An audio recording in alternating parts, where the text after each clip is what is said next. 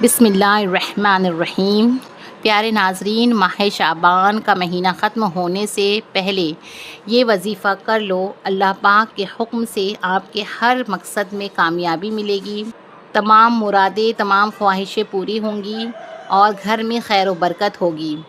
اللہ پاک آپ کو عمل کرنے کی توفیق عطا فرمائے۔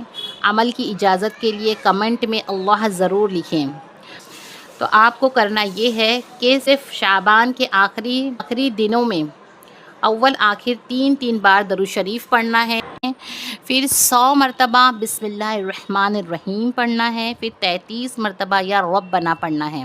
اس کو پڑھنے کے بعد ایک پانی کے گلاس میں اسے دم کریں اور اس کو پڑھ کر اور اللہ سے دعا مانگے، اور جو پانی ہے اس کو اپنے گھر کے چاروں طرف ہر کونے میں اس کو چھڑک دی۔ انشاءاللہ اللہ کے حکم سے آپ کے گھر میں برکت، خیر و برکت ہوگی۔